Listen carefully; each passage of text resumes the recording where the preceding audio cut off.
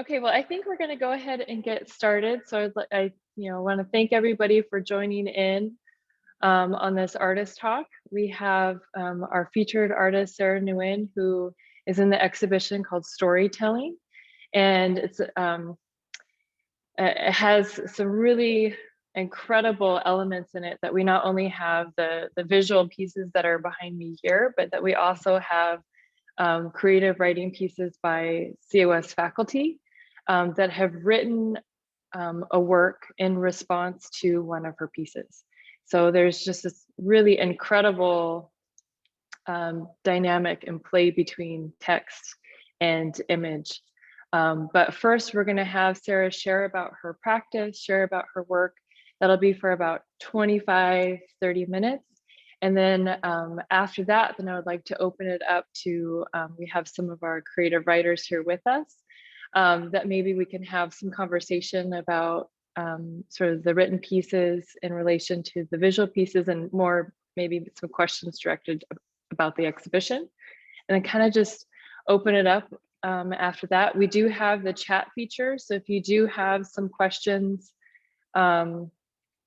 feel free to put them in the chat, and if it's relevant at that moment, and if Sarah, you feel like it's relevant to address it at that time, then we can. Otherwise, we can hold those questions to the end. It's kind of, hopefully everybody will feel this is a casual conversation, that it's a little bit more informal than if we had a sort of traditional artist talk here in the gallery space. I think just as general sort of etiquette, please try and stay considerate and courteous to others, allowing opportunities for people to express themselves, but also just no bullying, or we want to keep that sort of out of our discussion. But I think there's some exciting things to be shared, so I'll turn it over to Sarah and have her share about her work. So thank you, Sarah. Thank you, Amy. Thank you again for setting up this exhibit. And I'm very honored that my work is presented in combination with the amazing work from the COS Creative Writing faculty. Thank you all for attending this talk. It's such an honor for you to spend this time with me, so I really appreciate it. The work that you're going to see in the following slides was created in the last 8 to 10 years. So there's older work that I'm going to walk you through, and it gets to sort of this work that is in the gallery now. So walking you through my process. There are a variety of mediums and a variety of styles that you're going to see, but I do consider myself a multimedia artist, so that is kind of to be expected. My work is based in storytelling, so this is kind of a perfect exhibit for me. Interwoven with each piece is the personal, the political, and historical concepts, which also flood my life. And I'm often asked what the purpose of my art is, and what do I want my art to do? And I hope to answer some of those questions in this presentation, but if I don't, ask away. Feel free to ask these questions, and I'll try to be a little more, I don't know, clarify a little bit more. When we look at art, contemporary art, historical art, we always ask, we as in the general public or artists, students, hopefully we always ask, not just what is the artist trying to do, but what is the artwork about? A work of art can hold many meanings and inspire multiple interpretations. And with my work, I'm less interested in directing your conclusions as I am in revealing them. The desired effect is that the viewer has this self-investigation when looking at the work. In my paintings, I use a balance of abstract and representational forms in order to sever the connection between shape and meaning, connecting you, the viewer, instead to the mark of the brush or even the cut of the knife, as you'll see in the cut paper pieces, so that you become complicit in the work itself. Folklore, reverence, refinement of nature, observance of daily life are the general concepts behind my work. And the reason for this is stories and myths of a culture convey a sense of place and a sense of the people who inhabit that place. So in this way, visual art that interacts with story enters a narrative sphere where it must encounter the local. I understand the world through visual art and use it as a way to reflect and interpret the world around me. Visual art is my language.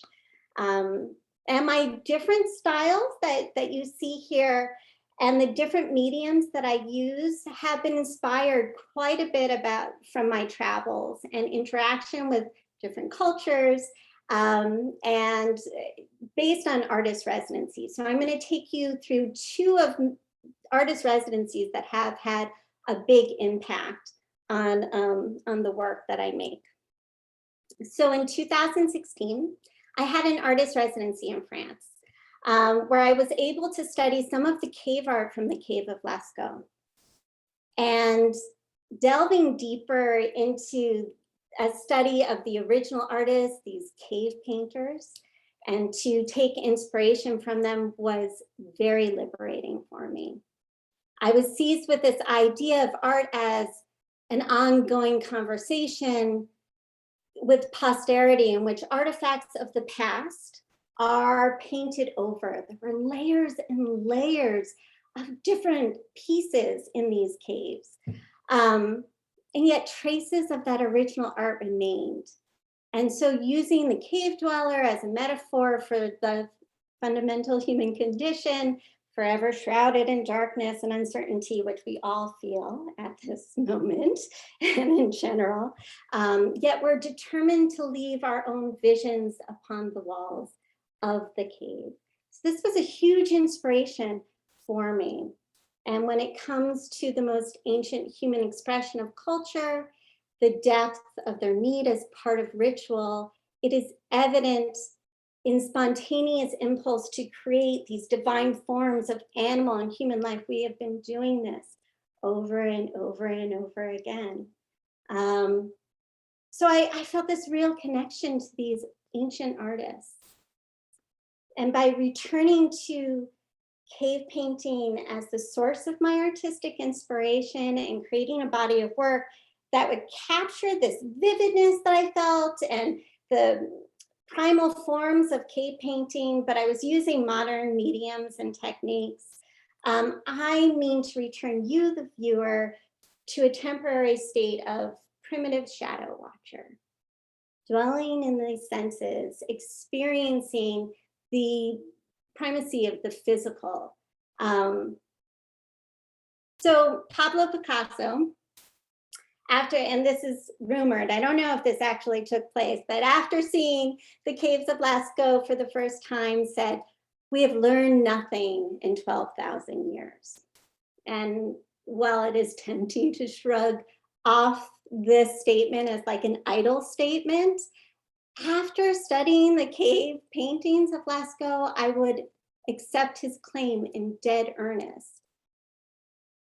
Another residency that had a huge effect on my practice was a residency that I had in Japan in 2015. I was studying, the point of the residency was to go there and study stories and folklore of the Shinto religion or of Shinto philosophy. The Shinto philosophy encourages the proliferation of stories. It encourages storytelling.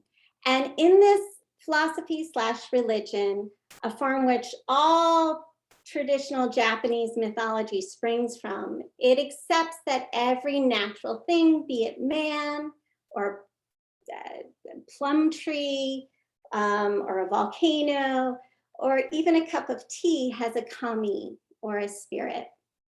My work involves studying the various Japanese folklore and relating it to everyday scenes which I witnessed during my travels in Japan. Kami has also been translated as a soul, a deity, but it is also the word for paper.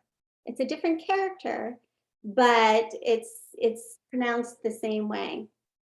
And I feel like there's a philosophical argument that could be made as to why traditional Japanese work has been created on paper. Another possible translation for kami is beings placed higher. So in other words, nature is inhabited by kami. Responding to this idea of kami, I delved into the medium of paper as the primary character in my work. So first as a surface to support the concepts and mediums that I was thinking about, but then as the primary focus of my making, cutting out forms and allowing shadows, which I started to really get into from my experience in France and the experience with the cave paintings. So allowing shadows to complete the narrative. Gao St. Zhao, he's the author of Soul Mountain, wrote that folklore is a mixture of history and legend and personal experience. I continued to explore Japanese folklore as the main source of inspiration for these following pieces. And these pieces were done on white Tyvek. They're about 20 feet tall, and they each have something talking a little bit about Japanese folklore, but also connecting it to my own personal experience. So this was the beginning of this exploration.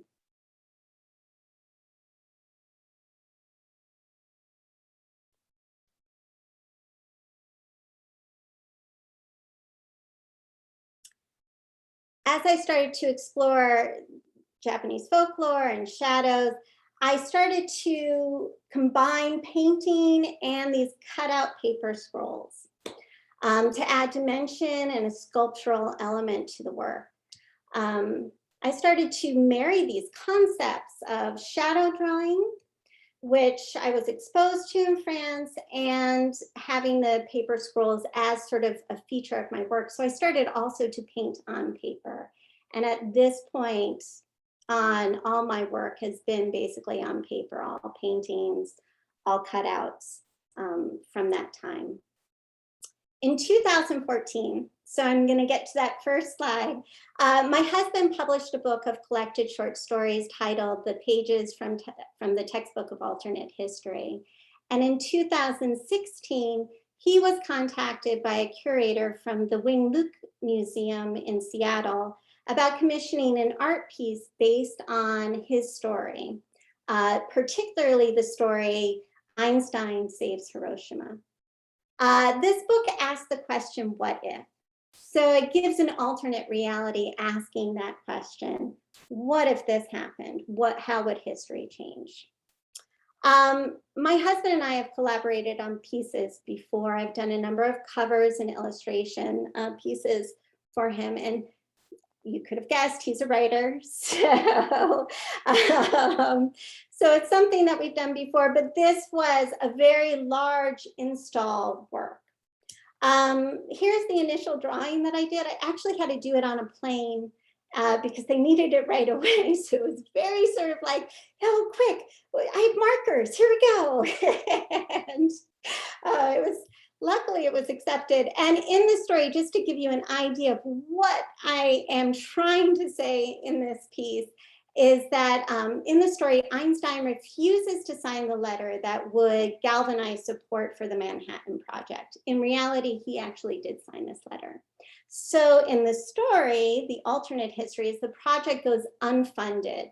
And what would have been this nuclear weapon, this bomb, little boy, is a dud. And so instead of detonating over the cities of Hiroshima and Nagasaki, it passes through a grove of cherry blossom trees, lands with a thud, rolling and settling over, and then becomes this garden of remembrance. This is the actual piece. And you can see through the description, it's made of foam, and it took about a year to make. This painted sculpture and the cut paper represent the the undetonated little boy, and the paper are the cherry tree blossoms. It shows what might have been. It's an alternate history of this timeline. And this art piece is imagining peace and avoiding acts of war through creativity. I hoped that this piece would cause us to re-examine our past and ask what if, and we find that we're doing this a lot these days. And you know, this is a testament of what could have been. We are all aware of living in a time when brash actors and irresponsible leadership could draw us into actions and policies that we will have one day to regret. So another aspect of this piece is there are these cherry blossoms, these cut out cherry blossoms, where the public was asked to write their wishes for the future. And so we collected thousands of them as this piece traveled throughout the country. And this, of course, was before COVID. So many of their wishes for the future, none of them approached a pandemic, of course, and what has happened. But it has become an art piece in itself, a relic in a way. So in 2018, 2019, I started an artist residency here in Missouri, where I'm living right now at Orr Street Studios. And I worked on a body of work comprised of paintings, collages, all on paper, cut paper scrolls that celebrated women authors and their books. These books that I was taking inspiration from shaped my outlook as an adult. And this work is a tribute to these women and the work that they wrote. So it was during this residency that I really started to explore this. And I will go through this fairly quickly. This is a tribute to Tulips, a poem by Sylvia Plath. And the poem is about a woman recovering in the hospital, but she has these very vivid forms. So again, I'm using elements of nature and symbols from nature to bring the viewer into the story. This is another tribute to Beloved, the book Beloved by Toni Morrison. It's about an African-American who escaped slavery in Kentucky. So there's, hopefully all of you are somewhat familiar with some of these books. I won't give a summary for all of them, but they had a huge impact on my life, particularly when I was growing up. Tribute to Virginia Woolf and her book Orlando. This book describes the adventure of a poet who changes gender from man to woman and lives for centuries. A really interesting novel. This is a tribute to Zora Neale Hurston, Their Eyes Were Watching God. And another piece, The Color Purple by Alice Walker. Wuthering Heights by Emily Bronte. This is a collection by Flannery O'Connor, a short story collection titled Everything That Rises Must Converge, but there's also a short story with that title, and it really is about sort of falling from grace. Just to give you a sense of how big these pieces are, and again, these are collaged oil paintings on paper, so they're rather large. They have just a variety of different kind of pigments and mediums on them, and then there would be these cut paper scrolls, and they're very heavy because there are these collage paintings on paper, so you can see I'm straining to lift it up to install in that place. But again, just to give you a sense of where my work was going. After creating Break Into Blossoms, I started to create quote unquote smaller panel pieces, which were only about 8 feet, if you will, in terms of their length, about 4 feet across. And these pieces were a mixture of local and international folklore. It involved that, as well as family portraits. So I often forget to tell people, but everything is handmade and hand cut. So, and I'm really interested in the intricate compositions that I can create just with these simple shapes.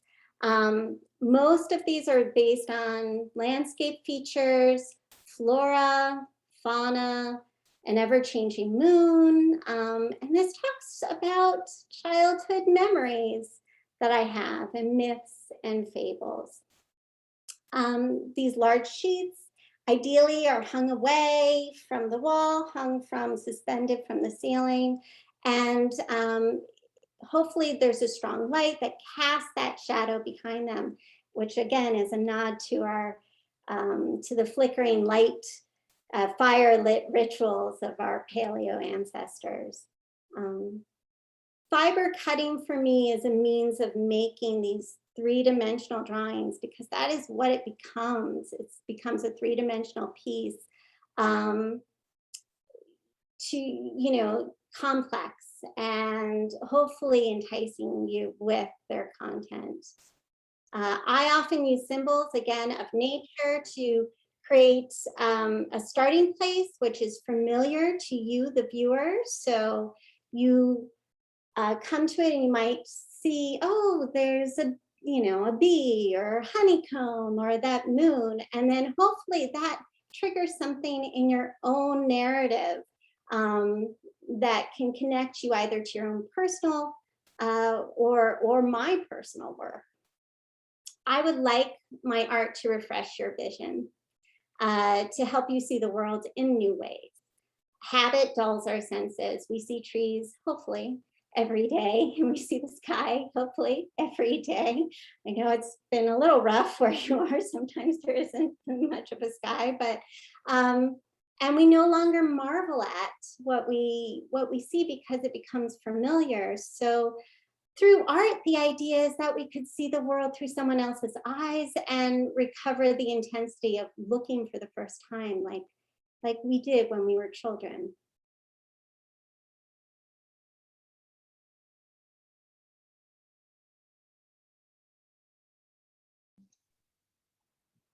Sarah, there is something in the chat where somebody's asked, do you mind sharing a little bit about the frustrations of carrying and displaying, having like large works, like some of the logistical things with that? I mean, I think even like, I always think like the studio, like there's always so many challenges of being in the studio and working large. Right. And then for the so like being rolled and stored for a long time, about them, like the logistics of like getting them to hang flat, or like working with Tyvek, cutting or drawing with pencil on Tyvek, because sometimes it can be slippery. Can you share a little bit about some of the logistical parts? So the one nice thing about paper is that it rolls. And so in terms of dealing with the fact that I can do such large work, and it's not on a stretched canvas, and I actually lay it out on a table and I roll it up. So I'm just working at a section at a time, And then if I want to see what I'm doing, I kind of unroll it and look at it that way. And then I roll it back up. And so I'm really just responding to the moment before, the beat before, So I don't need a large studio to do these cut paper pieces, like this piece here, this piece here. I really don't. Every mark was made just a small amount at a time and just rolled in. The large paintings, I would stretch on the wall. So I would stretch the paper on the wall and work in that way. But again, it's paper, so I can roll up. And so once everything is dried and all the, because I have to glue things and everything's dried and varnished, I just roll it up. And so dealing with the large work, storing, shipping, kind of solved that problem for me.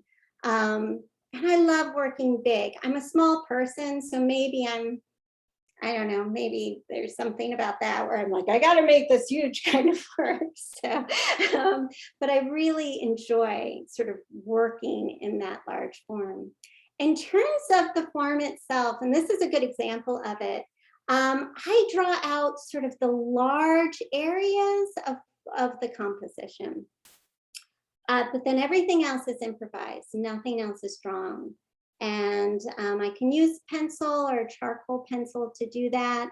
But everything else, it's like doodling. I just am responding to the different marks that I'm making. And I really try to create a variety of marks. That's the problem. That's the problem solving, that I'm trying to have just a variety of textures and marks using one tool.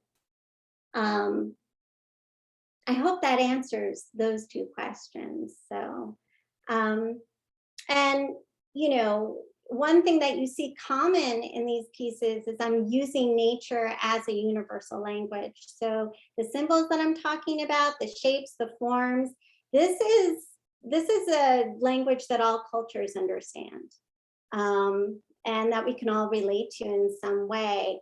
The language of animals and plants, this is common, and hopefully, you know, it touches you in some kind of way that would be different.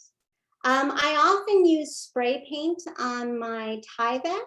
So this piece here, and of course this piece, the front, you know, spray paint is what Tyvek will hold, because it is slippery. And it won't hold oil paint, or it will hold some acrylic paints, but you have to really get the right kind of, it's sort of watered down. And as a painter, I was taught in sort of a traditional way of painting, but I like to do layers as a painter, and Tyvek doesn't necessarily respond well to that. My goal as an artist is, of course, to connect and share and sort of embrace you as the viewer, and then allow you to experience this work a little bit further. And so the work is sort of, again, informed by your own kind of experience. And, you know, folk tales pass through generations, even episodes of like television shows that we all know, and that we, you know, Netflix shows that we all share and we know by heart. These stories are one way that we sense that we create community. And artists, I mean, forever, for as long as we can remember, have turned to stories for subject matter, especially stories whose roots reach deep into their culture's collective memory. So these stories are why I create for a living. They feed the context and content of my work, and I don't expect my work to discover new aspects per se to these stories, but just to add to the dialogue that's already there. I'm hoping to add to this collective memory, reflecting the world of today and of the past. So our narratives from TV history of legend, from TV's history of legend, is there, I'm not quite sure what that, history or legend, oh, I see. So are any of the narratives in these pieces, particularly from TV's history or legend? I mean, the color purple is, you know, I read the book first, but the movie, of course, was so well done and very vivid in terms of the, I mean, what we saw and the emotional aspect. And that actually was a piece that was very difficult for me to do. One, because there isn't a lot of nature and natural symbols in there.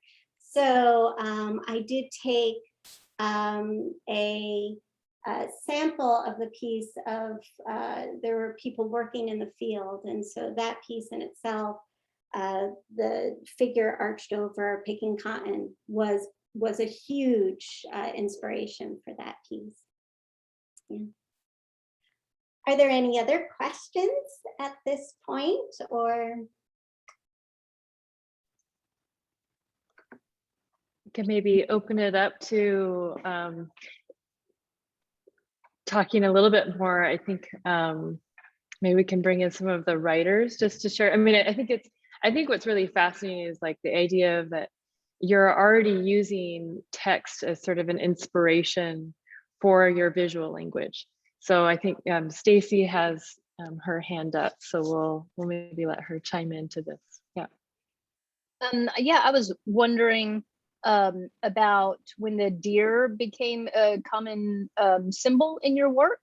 You mentioned you started using charcoal, but I was wondering just why the deer, because they appear a lot, and I love them as my own little spirit animal. So yeah, I was wondering if you talk a little bit about that. Yes.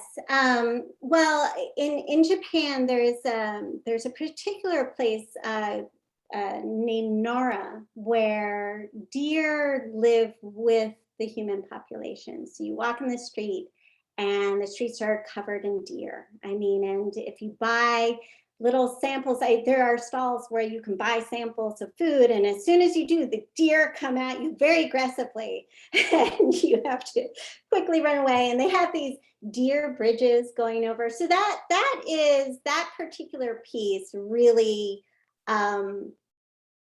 that was one of those pieces that really spoke to me. And that piece, that 3-panel piece with the deer and that hanging scroll, that is titled Nara. And I was responding to it because I also was thinking quite a bit, if deer are so involved in the community in that way, and it's something that, depending on where you live, you do experience a lot of deer. Where I live, it's somewhat suburban, but we have deer in our backyard constantly. You see many deer carcasses along the road because the deer are being hit. These deer are also eating away, you know, we don't have large forests to keep out deer anymore. They're in our forests because the old forests are gone, which actually would prevent deer from coming in. There was nothing to sort of feed them. So deer are a animal population that is growing with the human population. They're a good sign of climate change, and basically sort of how we have been going into the environment in such a way, spreading out, that there's no safety for them, and there's no safety for us either in terms of this. We are, you know, there's no like, oh, here's a little town in a valley surrounded by mountains and forests. That doesn't really exist anymore. The human population has taken over so much. So deer they're in my life every day. they are. I have a troop of stags that they just march along every evening and in the dawn, just in my backyard. And I think, you know, it's a magical, wonderful sight, but it also signifies so much more as to what is happening environmentally. So that's a big reason. And there was one point where I had a studio at home. It was in my garage, and I would often work with the garage door open, and I would get deer visiting and they come straight in. So I thought, okay, they're going in the work. They have to.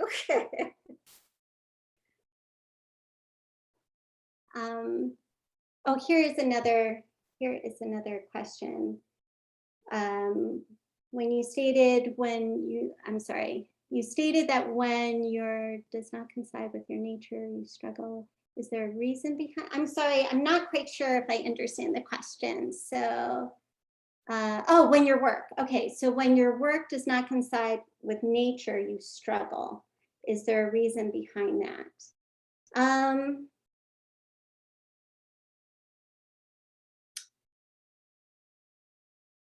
That's a very good question. I'm not quite sure if I understand completely what the question is asking.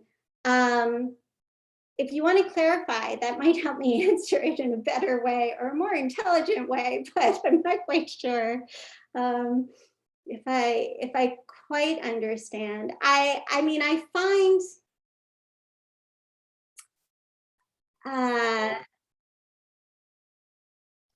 Maybe it's in terms of subject matter.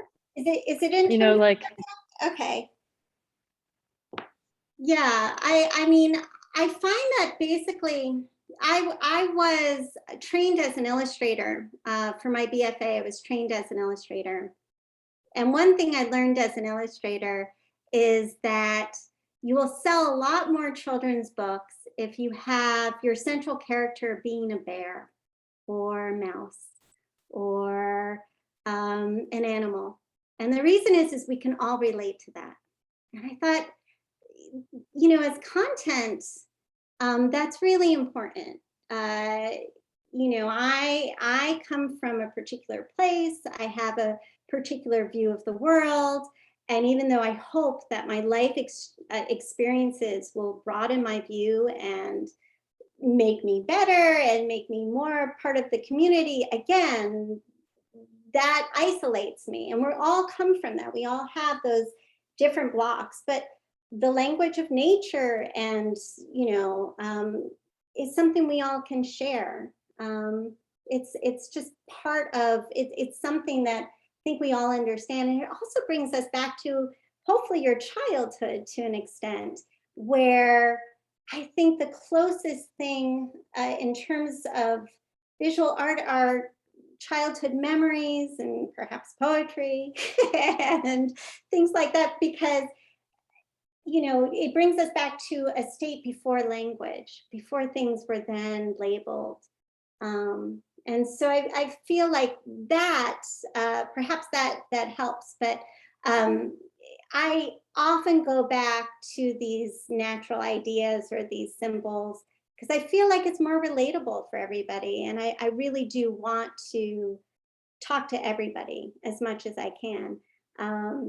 Without appropriation. I mean, a lot of the symbols that I work with come from my own local experience, like the deer, you know, or foxes, or that kind of thing. But it also is something in every culture, in every folklore that you can sort of talk to. So I hope that answers that question. I'm sorry if it doesn't. Feel free to ask something else if I haven't clarified. Are the stories about history of artists who have done amazing paintings and portraits? Sorry, I forgot to add. So the women artists, the portrait of a lady, that series that I did are about women writers. Many of the stories that I look at, folklore stories, don't have much to do with artists in particular. So I'm generally, these stories that I am working from are stories of folklore, and you know, like one of the scrolls was of rabbits and the moon, and so that talks about this idea in Japan and Shinto religion is that there isn't a man in the moon, which we get in Western folklore, the man in the moon, but rather there is a rabbit in the moon. And not only is there a rabbit, but there's a rabbit who's grinding rice with a mortar and pestle and making sake. So, you know, it was sort of talking about that kind of thing, and that idea. So not many of these stories don't necessarily talk about particular artists, although I think, I mean, there's always a nod to artists in an artist's work. Nothing I do is new. I'm just looking at people who have come before and contemporary artists now and getting ideas from them. So I think it's more about sort of the stories of folklore. So thank you. Any other questions or? Maybe anything else from from our writers?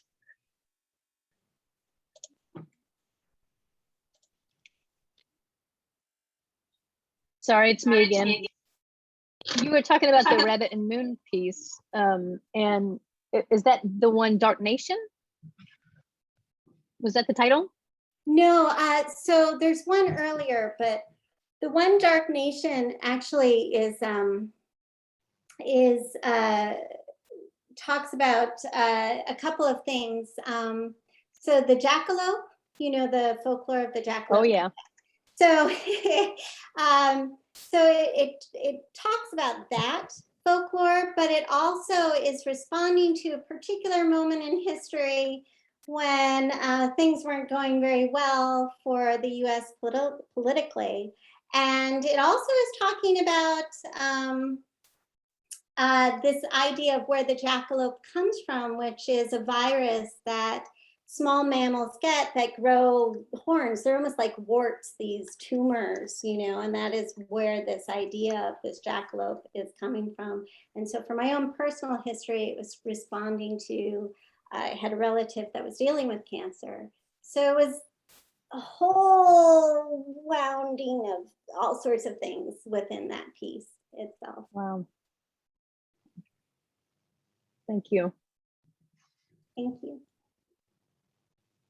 Sarah, I had a question. Hi, how's it going? My name is James Espinosa. I responded to Deborah B. And I mean, obviously, it seems like you are inspired by a variety of different folklores. So I was wondering, Jewish folklore in Deborah B. Is that, yeah, could you, I guess, explain some of your inspiration there? Because I'm just really curious. Well, I was kind of doing my own background research. Thank you. Yeah, absolutely. And I can, one thing I can do is go back to, oh wait, no, that didn't do it. Oops. I can go back to these pieces here too, and I didn't do that either. I guess I have to, I don't know what I need to do. Oh, this, okay, so Devorah B is over here as well. And so one of the, yes, definitely Jewish folklore.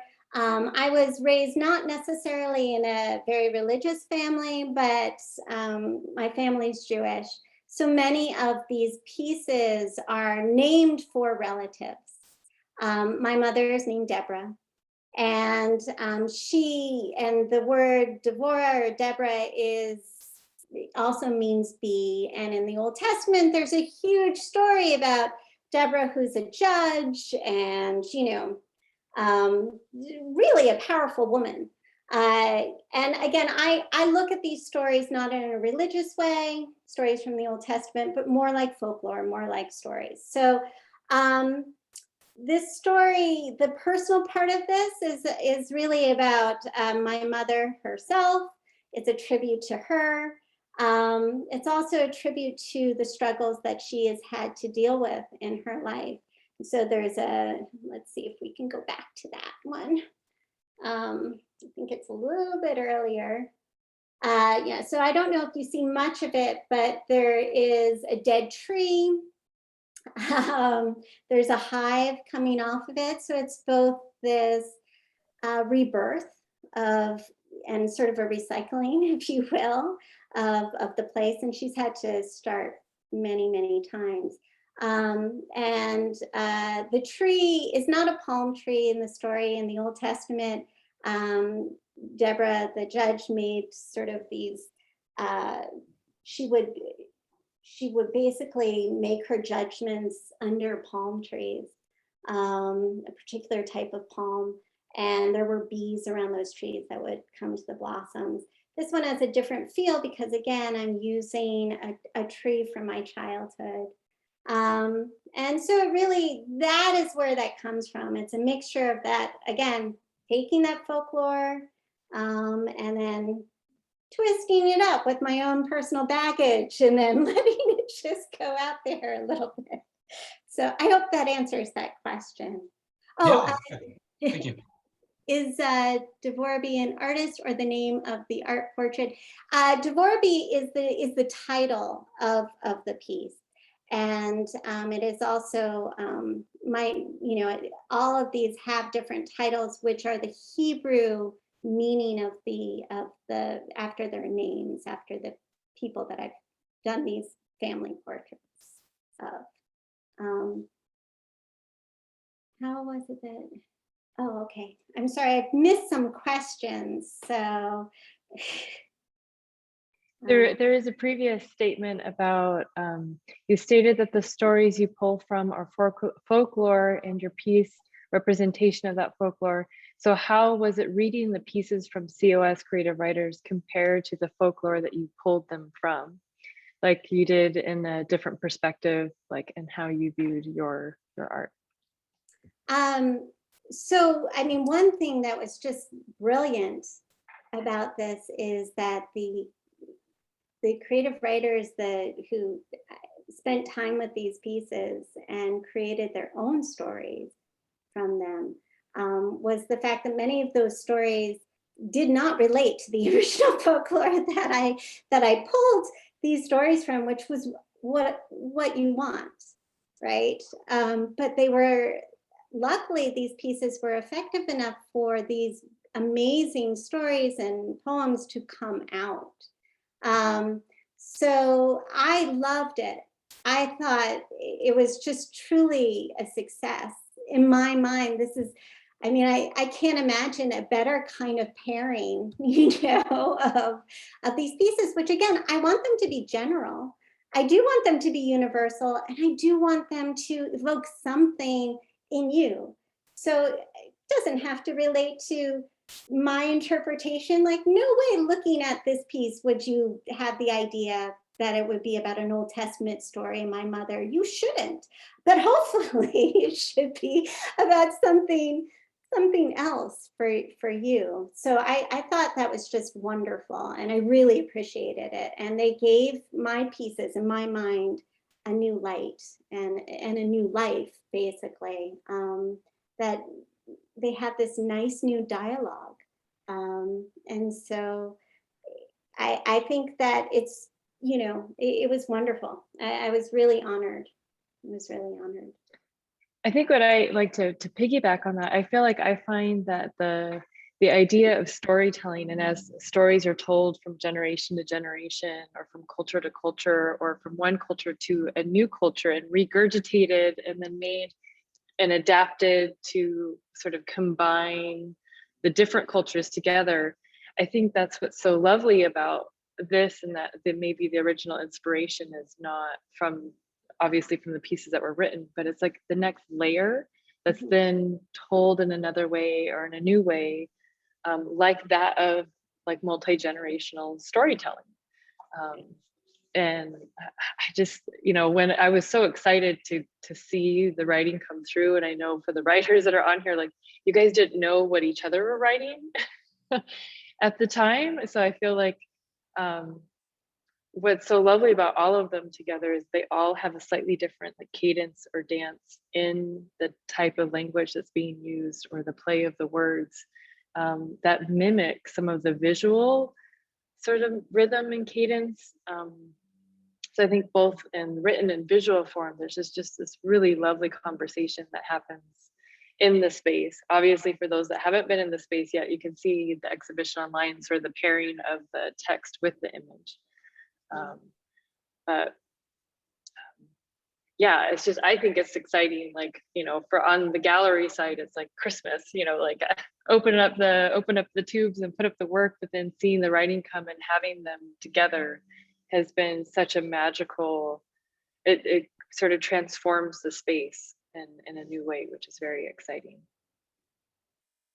And I mean, I hope everyone has a chance, of course, see the work, go to the gallery, see the work, but reading the stories too, with the work or separately, they're wonderful.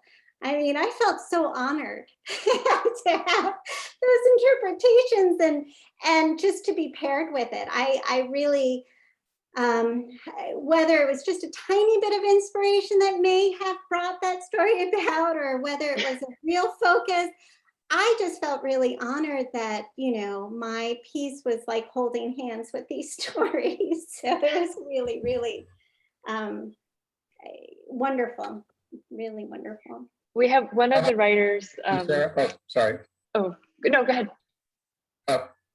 My name is Mark Shaw. I'm a student of Professor Rangel's at COS, trying to learn art after a long engineering career.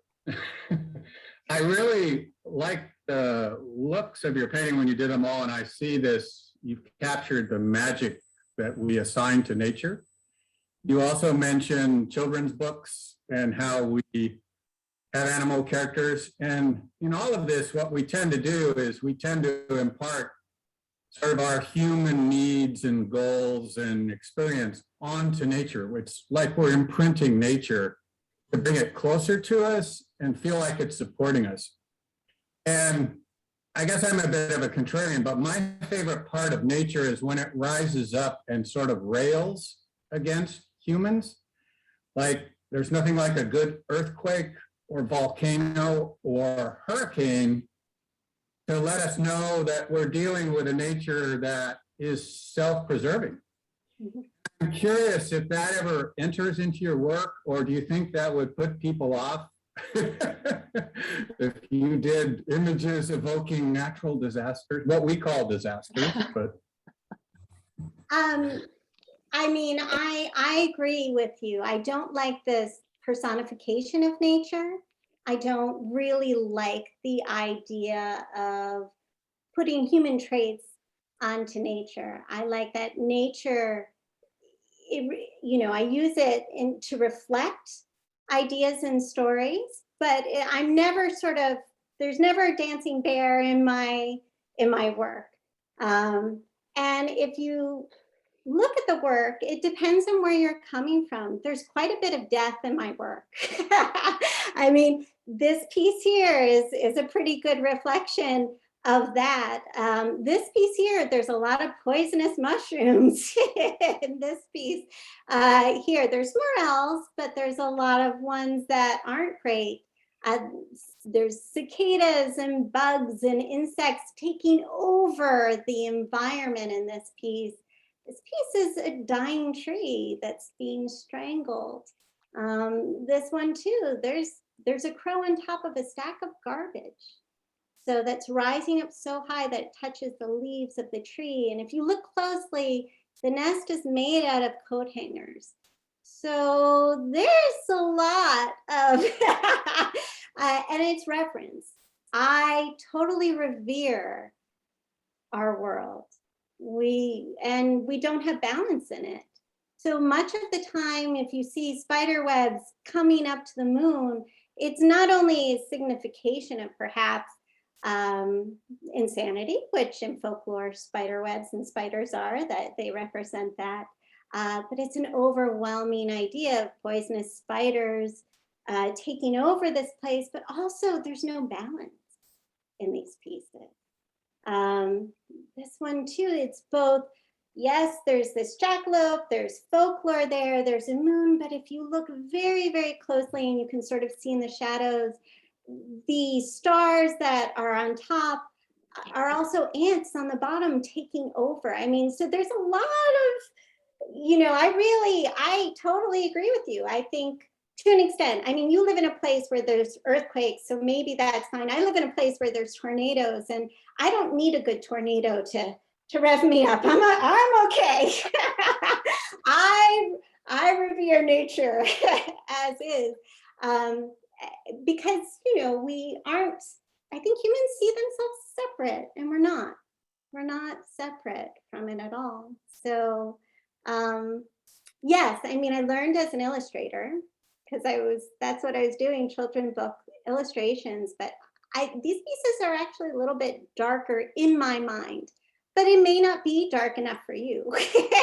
and I don't go sort of I don't like to be so obvious in terms of like, oh, someone is, falling apart or that kind of thing. They can be moody, so it's a matter of what your mood is and what you may be bringing to it. I hope. I've been missing some questions and I apologize, but I do use other mediums other than paper, although it's my main one. I do use acetate, and I actually paint on acetate, which is not a plexiglass, but it's sort of something we would use for like old projectors. And I have a big sheet of it, I paint on it, and I cut the paint off of that. So that's one way, because I really do like stained glass, and I really love that kind of work. And I'm trying to experiment and figure out a way where I can roll those paintings too. So,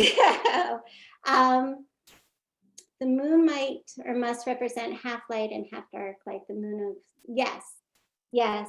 The moon is a big part of my own personal folklore and where I come from. You know, coming from a Jewish family, we did respond to the Jewish calendar, which is lunar based too. And my husband's family, we respond to a lunar calendar too. So it talks quite a bit about time. Did I miss other questions or?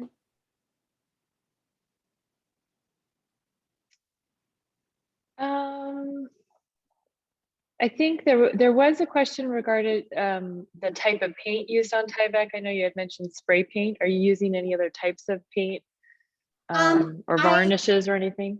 I have used sumagachi, which is a marbling technique that you use with ink, and you know, different kinds of formulas like soap and that kind of thing. So sumagachi ink works well on Tyvek. Oil paints do not work well on Tyvek in my experience. Acrylics, like you have to water the acrylics down. They don't stick so well. So I have not had a lot of great experience with acrylics on Tyvek.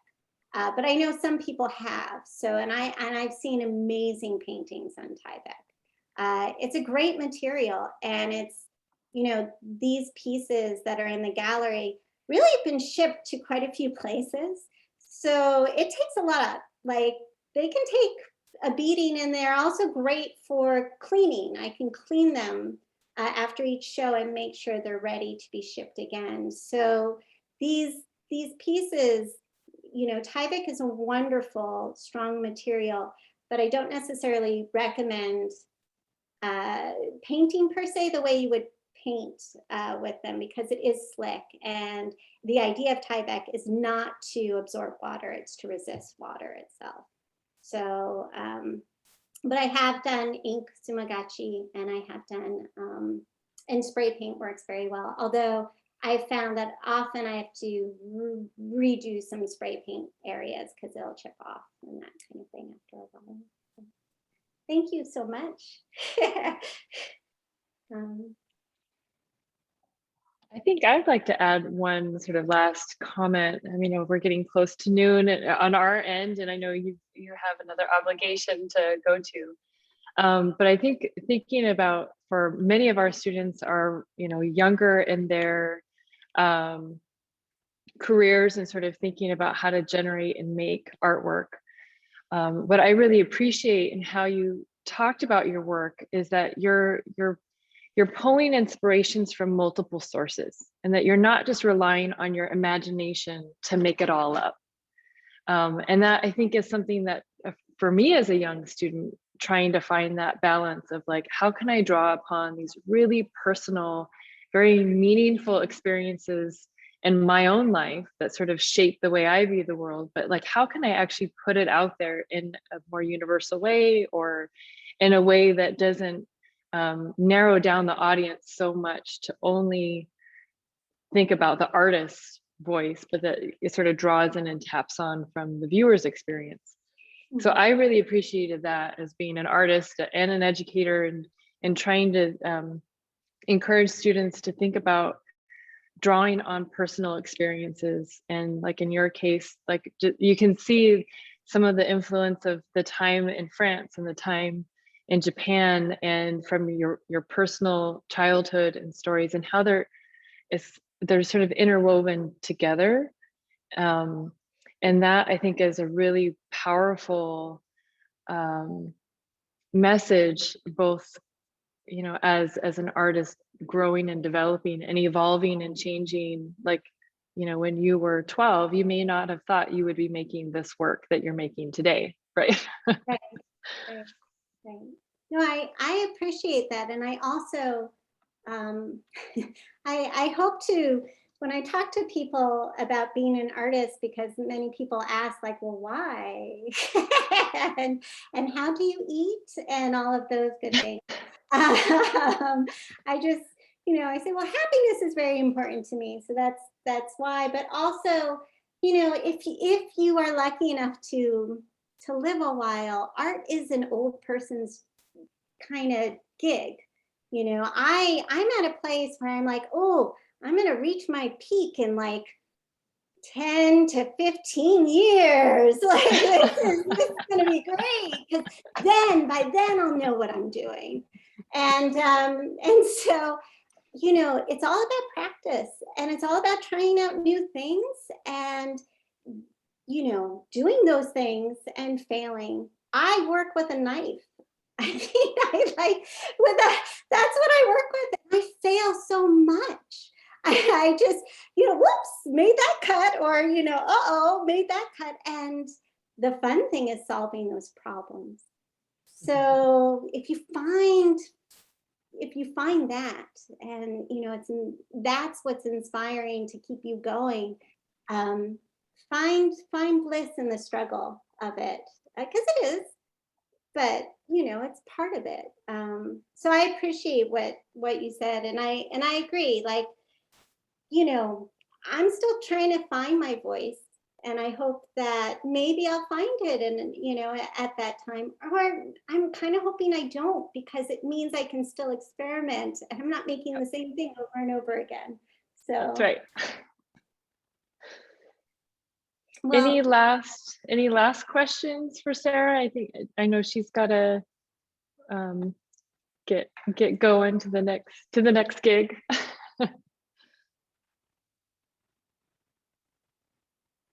I think okay, yeah, go ahead.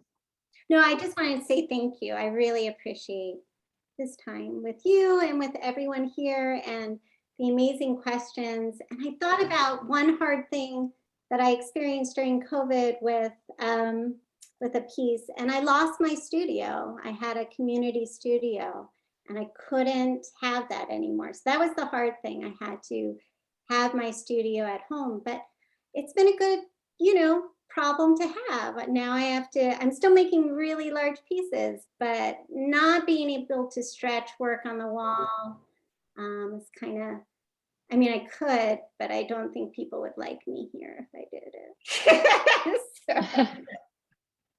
it.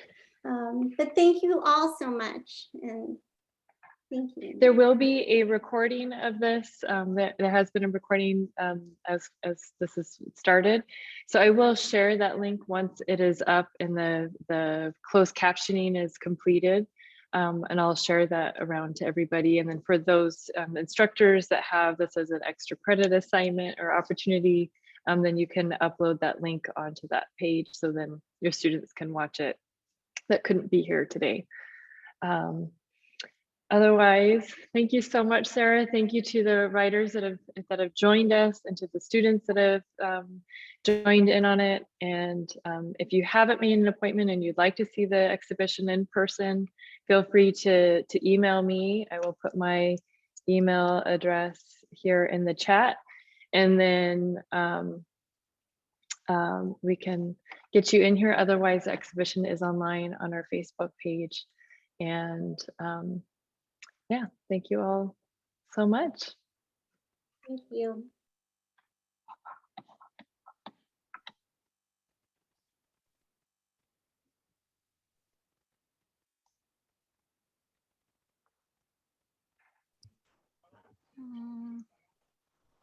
Mm.